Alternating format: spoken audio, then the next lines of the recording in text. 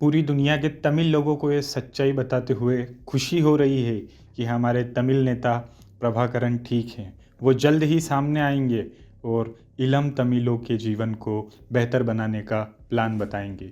यह दावा तमिलनाडु के पूर्व कांग्रेस नेता और वर्ल्ड कन्फेडरेशन ऑफ तमिल के अध्यक्ष पाजा नेदुरम्मा ने दिया है। लिट्टे प्रमुख प्रभाकरन को 28 मई 2009 को श्रीलंका सरकार ने मृत घोषित किया था। हमने लिट्टे सरगना प्रभाकरन के भारतीय सेना से भिड़ने का किस्सा आपको बता रहे हैं और आखिर में बताएंगे कि प्रभाकरन के अभी जिंदा होने के दावे में कितना सच है। पूरी कहानी को आसान बनाने के लिए हमने इसे 5 चैप्टर में बांटा है। तो आइए शुरू करते हैं। Chapter number 1। 1948 में आज़ाद होते ही श्रीलंका में सिल्ली और तमिलों में भिड़ंत शुरू हुई।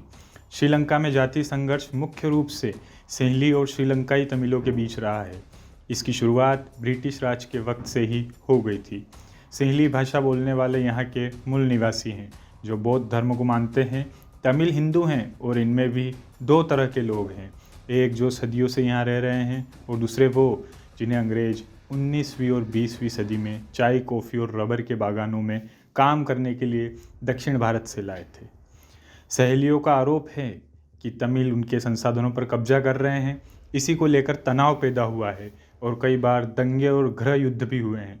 श्रीलंका जब 1948 में ब्रिटिश राज से आज़ाद हुआ तो 1956 में वहाँ की सरकार ने सिंहला ओनली एक्ट लागू किया। इस एक्ट के जरिए तमिल को दरकिनार करके सिंहली को आधिकारिक भाषा का दर्जा दिया गया। इससे नौकरियों और बाकी चीज़ों में तमिलों की अनदेखी होने लगी। इसमें उनमें असुरक्षा और विद्रोह की भावना पैदा हुई।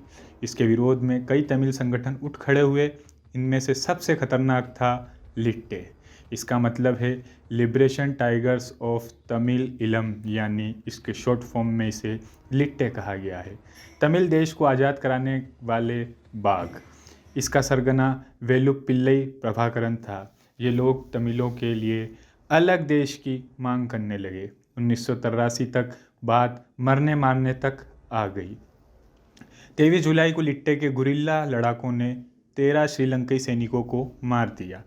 अगले ही दिन श्रीलंका में तमिलों के खिलाफ बड़े पैमाने पर हिंसा भड़क गई। 3000 के करीब तमिल मारे गए। लिट्टे ने इस मौके का फ़ायदा उठाया और बड़ी संख्या में तमिल लोगों को अपने संगठन में शामिल कर लिया। मई 1985 में लिट्टे गुरिल्ला युद्ध में माहिर हो चुके थे। इसी दौरान उन्होंने अनुराधापुरा में सिंहली समुदाय के पवित्र स्थान बोधि वृक्ष मंदिर पर हमला कर दिया। एक दिन के अंदर 150 लोग मारे गए। 1986 तक श्रीलंका सरकार और लिट्टे समर्थक एक दूसरे से ज़बरदस्ती तरीके से भिड़ गए। जनवरी 1987 में राष्ट्रपति JR जयवर्धन ने लिट्टे और तमिलों के गढ़ जाफना में मिलिट्री शासन लागू कर दिया और 10,000 सैनिक उतार दिए। मई आते आते हालात बद से बदतर होने लगे।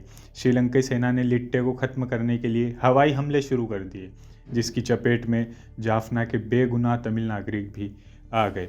1987 में श्रीलंकाई सेना ने जाफना शहर को सीज कर दिया। तब भारत सरकार ने श्रीलंका से तमिलों के खिलाफ हिंसा रोकने की अपील के साथ साथ उसे चेतावनी भरे शब्दों में भी कहा था। सिल्ली मूल के जयवर्धन ने इस पर कोई असर नहीं दिया। अब आते हैं चैप्टर नंबर 2 पर। चीन पाकिस्तान से नज़दीकी के चलते भारत ने मजबूरी में भेजी थी सेना। क्या है पूरा वाक़या, चलिए समझने का प्रयास करते हैं। बात करते हैं चैप्टर 2 की। चीन पाकिस्तान से नज़दीकी के चलते भारत ने मजबूरी में भेजी थी सेना। क्या है पूरा वाक़या, चलिए बताते हैं। जयवर्धन ने इस वक्त तक चीन और पाकिस्तान के साथ नज़दीकी भी चर्चा में थी। ऐसे में भारत के लिए सख्त कदम उठाना ज़रूरी हो गया था। भारत सरकार ने 2 जून 1987 को जाफना के तमिलों के लिए समुद्र के रास्ते सहायता भेजी, लेकिन श्रीलंका की नेवी ने इसे रास्ते में ही रोक दिया। इसके बाद इंडियन एयरफोर्स ने 4 जून 1987 को ऑपरेशन पुमलाई चलाया। इसके तहत 5 एंटोनोव AN-32 विमानों ने 25 टन की राहत सामग्री के साथ उड़ान भरी। इन विमानों को मिराज लड़ाकू विमानों के जरिए कवर किया जा रहा था। साथ ही भारत ने पहले ही कह दिया था कि उसके विमानों पर हमला युद्ध का ऐलान माना जाएगा। भारत के इस एक्शन से जयवर्धन ने दबाव में आ गए थे और लिट्टे के समझौते करने को तैयार हो गए। जुलाई 1987 में श्रीलंका सरकार और लिट्टे के बीच शांति की बात शुरू की गई। भारत सरकार मध्यस्थ की भूमिका में थी। जानकार कहते हैं कि भारत का उद्देश्य श्रीलंकाई तमिलों को सुरक्षा के साथ साथ स्वायत्तता यानी ऑटोनोमी दिलाना था। हालांकि लिट्टे प्रमुख प्रभाकरन इससे खुश नहीं था, वह आज़ादी चाहता था। उसे दिल्ली बुलाया गया। अशोक होटल में प्रधानमंत्री राजीव गांधी उससे मिले। राजीव गांधी की बात मानकर उसने शर्त रखी कि शांति स्थापित होने के बाद उसे श्रीलंका सरकार में अहम भूमिका दी जाए। बताया जाता है कि राजीव गांधी के भरोसा देने के बाद प्रभाकरन मान गया। इसके बाद 29 जुलाई 1987 को कोलंबो में 3 पक्षों ने शांति समझौते पर साइन किए। अब आता है चैप्टर नंबर 3। गए थे शांति के लिए लेकिन जंग में फंस गए। ये भी है एक किस्सा लिट्टे का। शांति समझौते के मुताबिक दोनों पक्ष जाफना में लड़ाई रोकने पर राजी हो गए।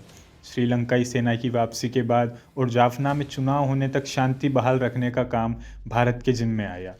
इंडियन पीस कीपिंग फोर्स यानी IPKF का गठन करके वहां भेज दिया गया। भारतीय सेना की 4 डिवीज़न यानी लगभग 80,000 सैनिकों को श्रीलंका भेजा गया। इनका मुख्य काम वहां तमिल गुटों का सरेंडर करवाना था। माना जा रहा था कि लिट्टे समर्थक भारतीयों से नहीं लड़ेंगे, इसलिए IPKF का काम सिर्फ निगरानी का होगा। इसे ऑपरेशन पवन नाम दिया गया। लेकिन यहीं पर सरकार के खुफिया विभाग गच्चा खा गए। कई तमिल संगठन हथियार सरेंडर करने को राजी भी नहीं हो पाए। लेकिन जैसे ही श्रीलंकाई सेना जाफना से रवाना हुई और भारतीय सेना ने अपने कैंप स्थापित किए, प्रभाकरन ने शांति समझौते को मानने से इनकार कर दिया। वे भारतीय सेना को निशाना बनाने लगे। इसके बाद भारतीय सेना ने लिट्टे के हेडक्वार्टर पर कब्जे की रणनीति बनाई। 11 अक्टूबर 1987 की वो रात पलाली श्रीलंका में मौजूद 10 पैरा कमांडोज को जाफना यूनिवर्सिटी में लिट्टे के हेडक्वार्टर पर नियंत्रण करने की जिम्मेदारी दी गई। रात लगभग 1 बजे 2 MI हेलीकॉप्टरों ने 50 सैनिकों के साथ जाफना के लिए उड़ान भरी। हेलीकॉप्टर मात्र 200 मीटर की ऊंचाई पर ही उड़ रहे थे। अभियान को गुप्त रखने के लिए हेलीकॉप्टर्स की सारी लाइट बंद कर दी गई थी। Mission overseas daring operation of the Indian military के लेखक सुशांत सिंह इस बारे में बात करते हुए बताते हैं कि 2-2 की संख्या में 4 हेलीकॉप्टरों को वहां से उतरना था। लेकिन जब पहले 2 हेलीकॉप्टर उतरने लगे तो उनकी तरफ तेज फायर हुआ। हालांकि हेलीकॉप्टर्स की आवाज़ में सुनाई नहीं दिया। जब उन्होंने दूसरे हेलीकॉप्टर के लिए रोशनी करने की कोशिश की तो उन पर इतना तेज फायर आया कि उन्होंने ऐसा करने का इरादा ही छोड़ दिया। इसके बाद हेलीकॉप्टर्स की दूसरी टीम आई और उन्होंने दिखाई नहीं दिया कि उन्हें उतरना कहाँ है। उन्होंने वापस जाने का फैसला किया। इन हेलीकॉप्टर्स में 53 कमांडोज थे। जब ये कुछ समय बाद वापस आए तो इन पर भी इतनी ज़बरदस्त गोलीबारी हुई कि हेलीकॉप्टर्स में बड़े बड़े छेद हो गए। बाद में गिना गया कि उस हेलीकॉप्टर में बड़े 17 छेद पाए गए। सिख LI के 29 जवान शहीद हो गए, जबकि 31 जवान वहां उतरने में कामयाब रहे। 1989 में राजीव गांधी चुनाव हार गए और VP सिंह की सरकार बनी। 1990 में 32 महीने बाद भारतीय सेना ने इस कार्रवाई को स्थगित कर अपने सैनिकों को वापस बुला लिया। इसके बाद भी लिट्टे और श्रीलंका सरकार के बीच जंग चलती रही। 18 मई 2009 को श्रीलंका की सेना ने प्रभाकरन को मारकर लिट्टे को खत्म कर दिया था। अब आते हैं चैप्टर नंबर 4 पर। कारगिल युद्ध के 2 गुने से ज़्यादा जवान हुए थे शहीद। कुल खर्च 978 करोड़ रुपए आया। क्या है पूरा मसला, चलिए बताते हैं। 15 दिसंबर 1999 को तब के रक्षा मंत्री जॉर्ज फर्नांडिस ने राज्यसभा में बताया कि श्रीलंका में भारतीय सेना के 1165 जवान शहीद हुए हैं और 3000 नौजवान घायल हुए हैं। इस दौरान सरकार को कुल 978 करोड़ रुपए खर्च करने पड़े थे।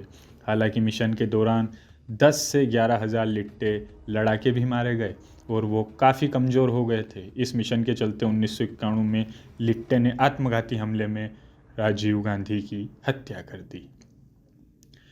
यह जानना जरूरी है कि 1999 में पाकिस्तान से हुए कारगिल युद्ध में कुल 527 जवान शहीद हुए थे और 1363 घायल हुए थे। यानी श्रीलंका में 2 गुने से ज़्यादा भारतीय जवान शहीद और 3 गुने से ज़्यादा जवान घायल हुए थे।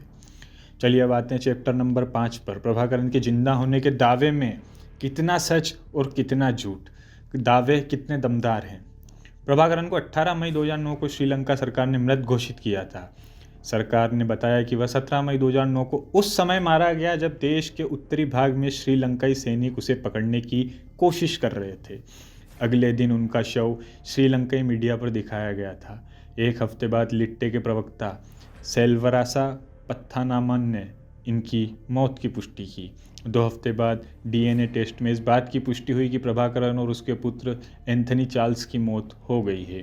इसलिए प्रभाकरन को जिंदा होने के दावे में कोई दम मालूम नहीं पड़ता। और वहीं कई पत्रकार ये भी दावा करते हैं कि प्रभाकरन को जिंदा पकड़कर सेना उसे गुप्त जगह ले गई थी, जहां उसे 3rd डिग्री टॉर्चर किया गया और बाद में गोली मारकर फेंक दिया गया। साफ है कि श्रीलंकन सरकार ऐसे किसी भी दावे को सिरे से नकार देती है।